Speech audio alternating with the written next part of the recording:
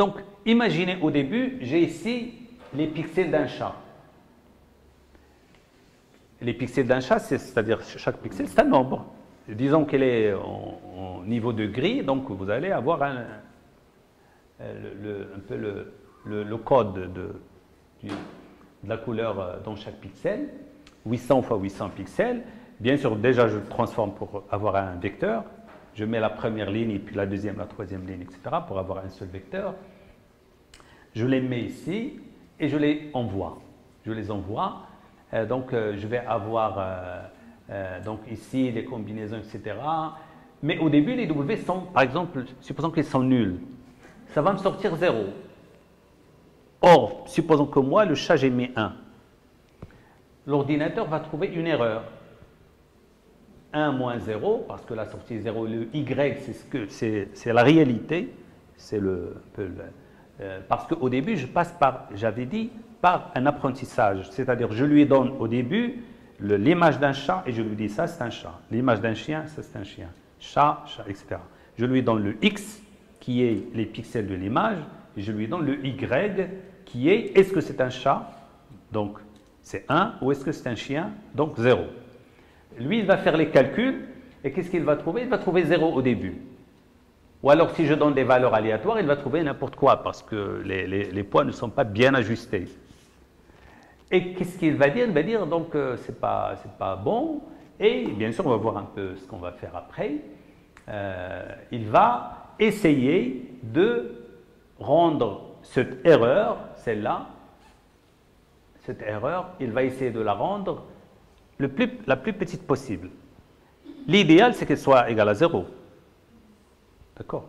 Si l'erreur est égale à 0, c'est-à-dire qu'il a appris à distinguer un chat d'un chien. Mais comme on n'est pas sûr, donc on va juste optimiser. Donc là, l'optimisation entre en jeu. D'accord? Il va essayer de réduire, donc de minimiser, donc d'optimiser l'erreur qui est là. Pour optimiser l'erreur, qu'est-ce qu'on fait? Je dérive et je cherche là où il y a la dérivée s'annule, l'extrémum.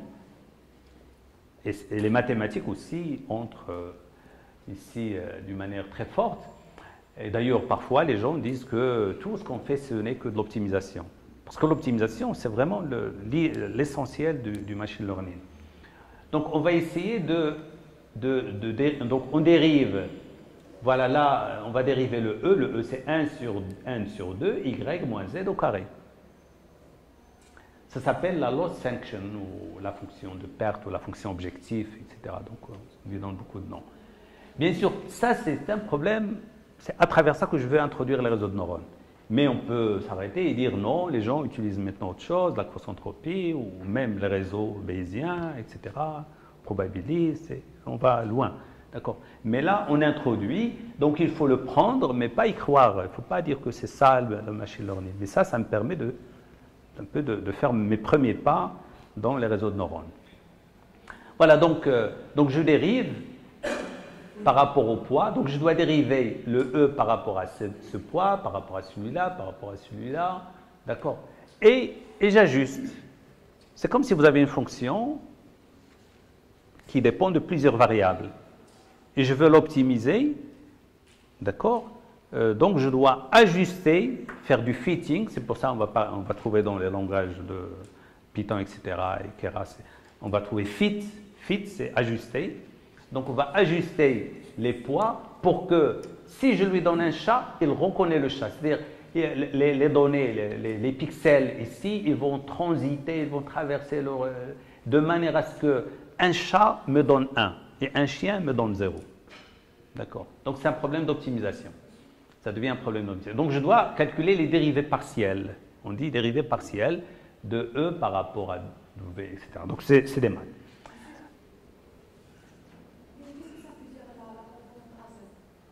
Qu'est-ce que ça veut dire là?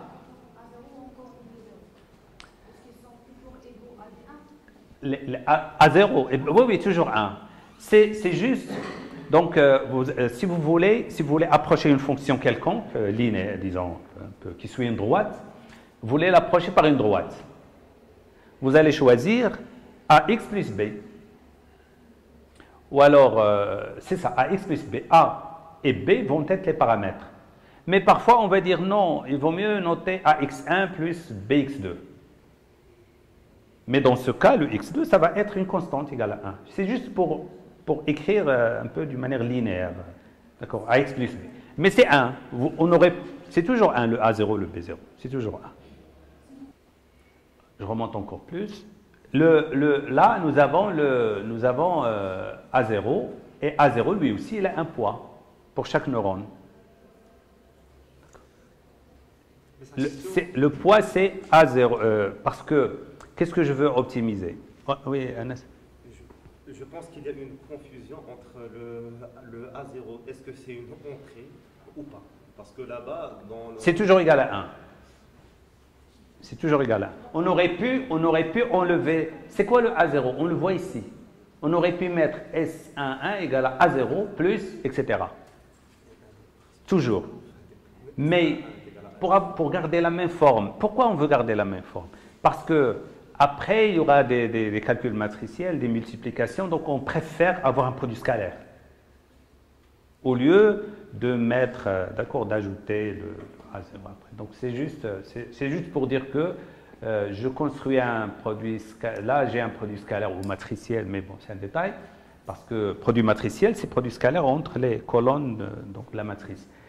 Donc là, on va. Mais c'est juste une notation. Mais vous pouvez dire que le S11, c'est tout simplement A0 plus.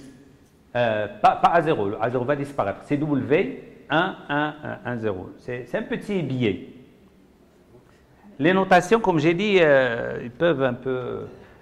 Mais on est un petit peu obligé de faire ce genre de notation. Pourquoi? Parce qu'il y a les poids qui correspondent à la première couche, donc j'ai mis ici le 1, et puis en bas, qui lie le neurone 0 au neurone 1. Et puis ici, les poids qui correspondent à la deuxième couche, donc j'ai mis ici 2, et puis en bas, entre le neurone 1 et le neurone 1, ou bien le neurone 1 et le neurone 2, etc. C'est des notations. Mais gardez en tête un peu l'idée générale, c'est qu'on fait entrer des données. Vous pouvez même oublier le biais entre parenthèses maintenant, parce que ce n'est pas ça qui... sachant que, d'accord, quand je veux séparer des données dans l'espace, le plan qui va les séparer ne passe pas forcément par 0. Donc,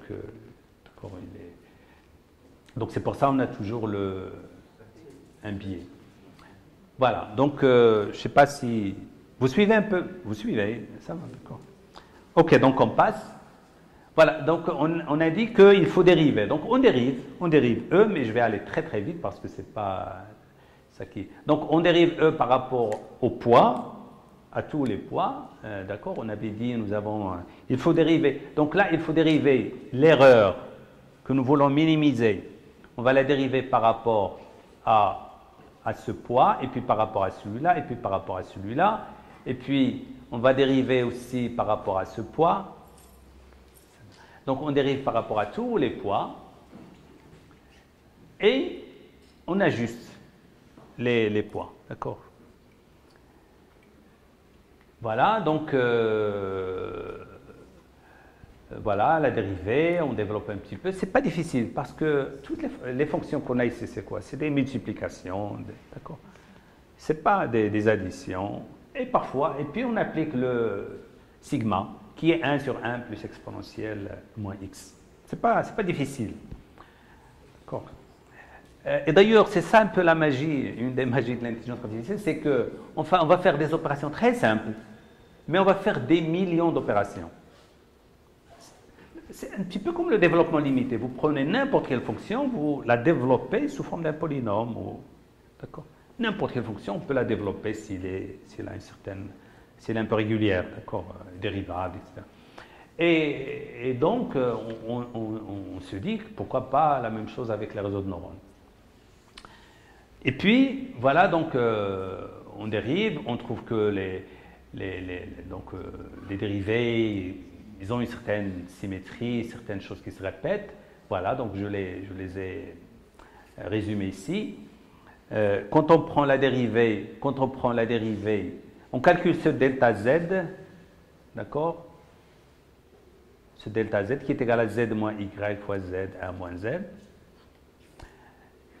Et delta z, ça va être la dérivée de E par rapport à W de 0, d'accord?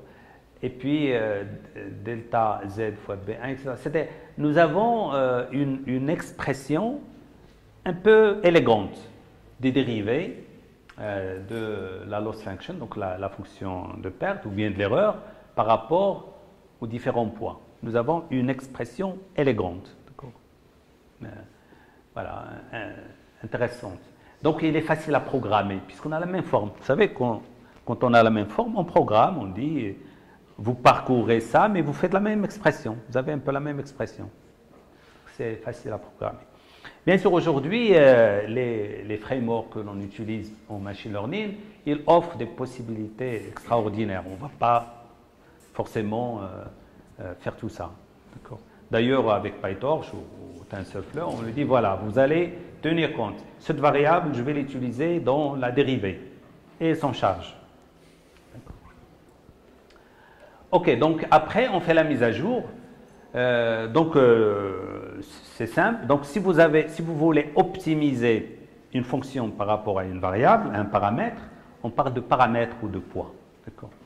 Qu'est-ce que vous faites? Tout simplement, vous allez prendre la variable, vous allez la mettre à jour. Donc, θk plus 1, c'est-à-dire la mise à jour, égale à θk moins alpha k, la dérivée partielle de la fonction perte de E par θ. D'accord? C'est des mathématiques, mais c'est des mathématiques aujourd'hui qui doit devenir une culture pour un informaticien, par exemple, pour quelqu'un qui fait du machine learning, des data science, etc. Ça doit devenir vraiment quelque chose de standard. Et d'ailleurs, l'intelligence artificielle a redonné de l'importance aux mathématiques. Il a redonné de l'importance aux mathématiques. Et puis, il est en train un peu de faire glisser l'informatique d'un champ qui était loin des maths à un certain moment. Les gens pouvaient juste apprendre à développer des systèmes d'information vers maintenant l'informatique décisionnelle. Parce que développer une application, ce n'est plus beaucoup valorisé. Par contre, aujourd'hui, le décisionnel, d'accord, le big data, le data mining, etc., tout le monde en parle et c'est devenu... Donc ça, c'est un conseil que je donne souvent à mes étudiants. Je leur dis, il faut toucher à ça. Faut pas... Un informaticien aujourd'hui, c'est quelqu'un qui fait du machine learning et qui sait le manipuler. Ça dépend un peu du niveau d'expertise qu'il souhaite avoir dans ce domaine. Mais ne rien savoir du machine learning, ce n'est pas bon pour un informaticien d'aujourd'hui. Surtout pour quelqu'un qui fait du génie logiciel. Parce qu'il sera amené à développer des systèmes d'information décisionnels ou à traiter des données, des big data, etc. Donc voilà, on peut mettre à jour voilà, on utilise ces formules. Donc vous voyez, les W, on les met à jour avec des formules qui ne sont pas compliquées.